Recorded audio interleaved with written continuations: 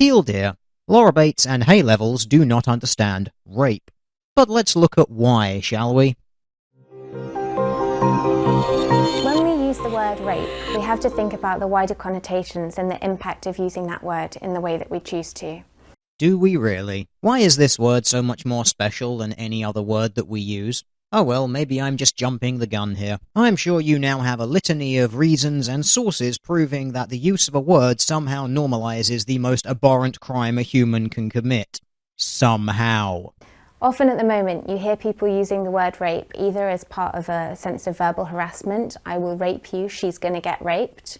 Hang on, let's just hear that one again. I will rape you. Oh yes, I think I've just found my new ringtone.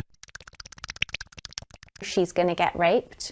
Or in terms of a completely separate thing, like somebody logged into my Facebook profile without my permission, I was Facebook raped. Or we're totally going to rape that team in the football match. And the problem with using that word in that way is that it takes away the severity of what it means. It belittles it and it dismisses it. Does it? Because in one instance it's being used to express a personal violation that you've experienced, something that rape most certainly is. The second instance actually strikes me as a little bit of a straw man because I have never heard anyone use that phrase ever. In fact, if you try and find examples of people using that sort of phrase, the only people that you find using it are feminists using it as an example of what other people say. I'm not saying that this is conclusive evidence, but if this phrase is as widespread as you're claiming it is, then surely you would have expected thousands of results, not just one. Interestingly, if you search for it as a generic term, the top hit amongst all of the anti-rape literature that you'll find is actually a link to the Duke lacrosse team story. But we'll get to that one later.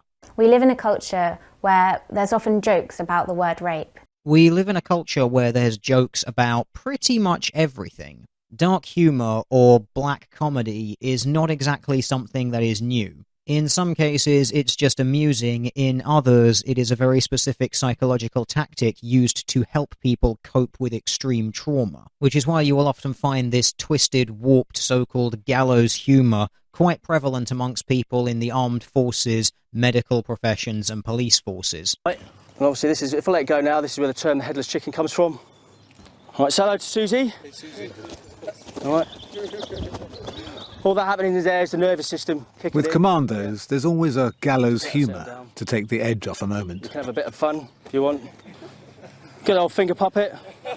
You got two, you can have Punch and Judy shows. Keep you occupied for the night. And you have to think about the potential impact that could have on people around you. Because making sure that people are never offended under any circumstances is the most important thing ever! 85,000 women in England and Wales are raped every year and 400,000 sexually assaulted. Let me just check your citation for those figures. Oh. Never mind. Because you humans seem to love skipping leg day, let me just do that work for you. So, your figures come from a website called rapecrisis.org, and were compiled from a report by the Ministry of Justice titled An Overview of Sexual Offending in England and Wales. And let's now scroll on down to the section where they actually got those numbers, and you'll notice that it comes with a little disclaimer. This chapter presents key findings from the Crime Survey for England and Wales. The figures relate to self-completed questions asked of males and females aged 16 to 59, residents in households in England and Wales, about their experiences as victims of sexual offences in the last year. Findings from the CSEW provide estimates of the extent of sexual offence victimisation, including offences that do not come to the attention of the police. And now this is the really important bit. Due to the relatively low number of respondents that have been a victim of a sexual offence, the 3 most recent available survey years have been combined and averaged to improve the accuracy of figures. Oh boy, where do I begin pointing out the mistakes that are already present? So first of all, the respondent rate is pathetically low. Normally this fact alone is cause enough for you to say, into the trash it goes. However, let's not ignore the fact that it was a self-completed questionnaire, which is also very important, because that in itself instantly skews the results, because as you can see from the very small respondent rate, people who have actually been the victims of rape or sexual assault are more likely to want to fill out this survey than people who are not. I'd also just like to point out how horrendously fuzzy this woman is being with the numbers presented anyway. Let's listen to that exact quote one more time. 85,000 women in England and Wales are raped every year and 400,000 sexually assaulted. So 85,000 women are the victims of rape and about 400,000 are the victims of some sort of sexual assault. Well, let's look at the numbers, shall we? And you'll notice that the actual survey says it is estimated that between 366,000 and 442,000 female victims of sexual assault. Now let's head on down to look at table 2.2, which is the table where these numbers come from. Now I've circled some very important numbers and highlighted some other very important numbers, so please bear with me while I explain this. Because this survey is first and foremost inaccurate as all hell and everything is being estimated, as you can see, with variances of thousands either side of the estimate, so now we can see how you've managed to artificially inflate your numbers a little bit. The actual estimate for the number of women who are victims of sexual assault is 404,000, and the actual estimate for the victims of rape is 69,000 or 52,000. What you have done to artificially inflate your numbers and make them sound worse than they already are is you have looked at the top-end estimate of what it could possibly maybe be if everyone had actually responded to the survey and used that number, which is the highlighted number. So you've taken an estimate and presented it as a fact. And you've taken the uppermost absolute estimate possible from a survey whose accuracy is already highly dubious. Now, I'm not saying that rapes and sexual assaults don't happen, but what you are doing is artificially inflating numbers for shock value to work as a scare tactic. And then, on top of everything else, you have the fucking gall, the absolute audacity to present this piss-poor survey and your intentionally misleading interpretation of it to an educational program that is supposed to help school children pass examinations. You should be fucking ashamed.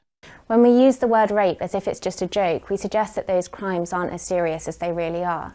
Citation needed.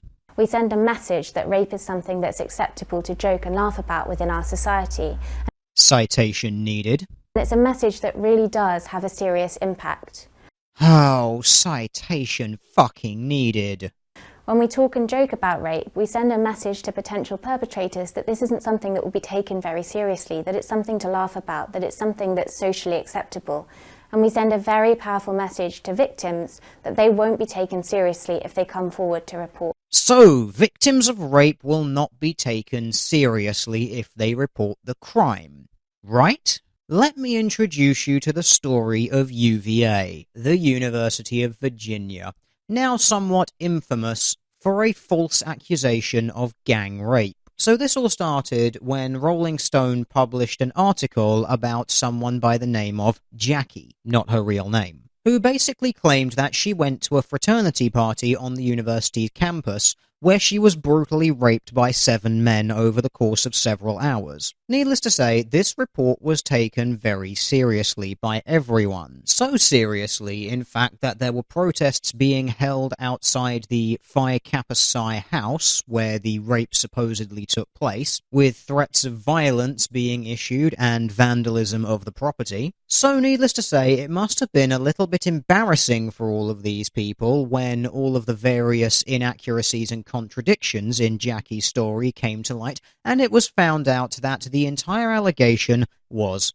false. And what is the reaction of people when a gang rape allegation is found to be false? Hashtag I stand with Jackie. People who will outright state that whatever she is saying is absolutely true, regardless of all evidence to the contrary. Even with people going so far as to say that even a false rape accusation that resulted in people's lives being threatened and property being damaged is still somehow beneficial for the community. But yeah, women who are victims of rape, even women who claim to be victims of rape, are totally not taken seriously, right?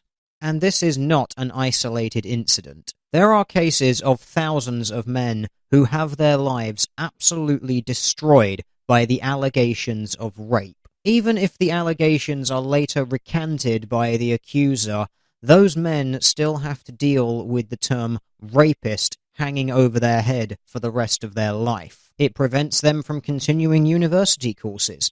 It prevents them from getting jobs.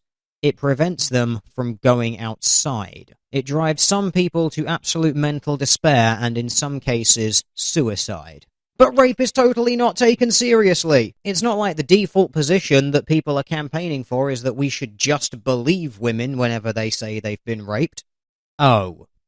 Only 15% of rapes are reported to the police. Ah, we're back to your fuzzy survey again, are we? Yes, according to your horrendously inaccurate survey, only 15% are reported to the police. But then you conveniently ignore the fact that 57% are also reported to someone, who then goes on to report it to the police. So you're trying to make it sound like only 15% of rapes are actually reported when that is not the case. Once again, you are intentionally acting as a scaremonger. And in this case, you are lying by omission.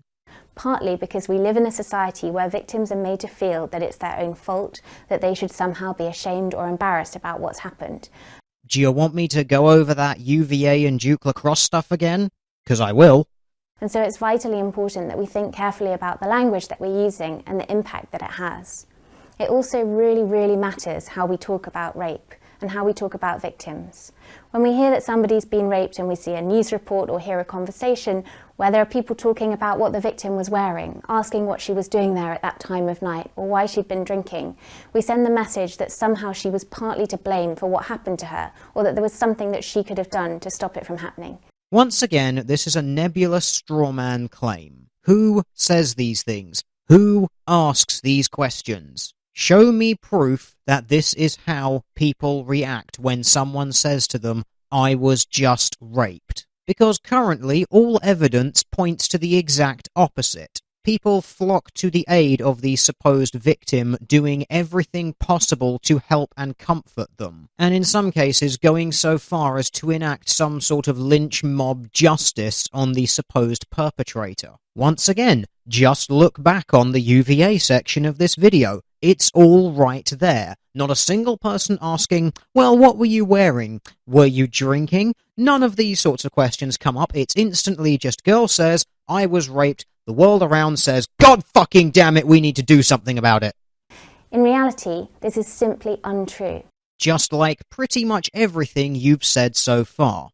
We know that around 80 or 90% of rapists are known to their victims. No. In fact, according to your own study, which I'm assuming this is the only one that you're using for a citation here, it actually says around 90% of victims of the most serious sexual offences knew their perpetrator. Serious sexual offence is not synonymous with rape. So once again, you've artificially inflated and misrepresented the figures. But hey, I don't actually blame you for this one, because the only place where I can find the 90% of rapists remark actually comes from the rapecrisis.org.uk website. They are the ones who first state that around 90% of rapes are committed by known men. So first of all, they've been intentionally misleading by saying it's 90% of rapes, but then they've been doubly misleading because they've stated that it's known men, whereas in the actual survey it says partner, ex-partner, family member, or other known. Since this table is dealing with exclusively female victims, it is fair to say that a large number of those partners or ex-partners are male,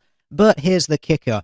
People have people in their families, and some women have partners and ex-partners who are not men. So instantly saying that every perpetrator in this table is a man is entirely wrong. Also, and perhaps most alarmingly, this kind of indicates to me that you didn't actually read this before making a video about it. Women of all ages are raped wearing all kinds of different clothing. Holy shit, this is the first thing you've said that's actually true! Bravo! Well done! Rape isn't about a sudden, powerful sexual attraction. It's actually really insulting to the vast majority of men to suggest that it is. What? It's insulting to the majority of men to state that rape is not about sexual attraction. How? It's an act of power, violence and control. And in reality, most women are more likely to be raped by a friend, a colleague or a partner in their workplace or at home than they are in a dark alleyway. We have to fight against this myth of stranger rape. Okay, you're kind of getting back on track with some stuff that actually makes sense now. Because it makes it harder to recognise that rape is often happening all around us. Oh, yeah, I should have known that that wouldn't last. Because, rape is totally all around us, being perpetuated at all times, despite, of course, all actual evidence to the contrary. That often young people are growing up not recognising that if your girlfriend doesn't say yes, it's still rape. People like you really do have a hard time with things such as implied consent. If you are kissing a girl and she starts unbuttoning your trousers and shoving her hands down your shorts, that's pretty much her giving you a message without saying yes. And also, I'd like to point out that you are being one hell of an ableist shitlord. What about mute girls? They can't say yes. So I guess all those mute girls out there are either just gonna never get laid, or they just really enjoy rape. Because that's kind of the only two options you're giving them. That rape happens within relationships as well as outside of relationships. Wow, you actually said something that was true there. I would say something witty or sarcastic here, but honestly I'm too deeply shocked to do so. In reality, the responsibility for stopping rape never lies with the victim. It only ever lies with the perpetrator. Yeah, because taking responsibility for your own personal safety is victim blaming. Teach men not to rape. Don't teach me to lock my car door. Teach car thieves not to steal. Don't teach me to get a house alarm. Teach burglars to not burgle. Don't teach me to fight or run. Teach murderers not to murder.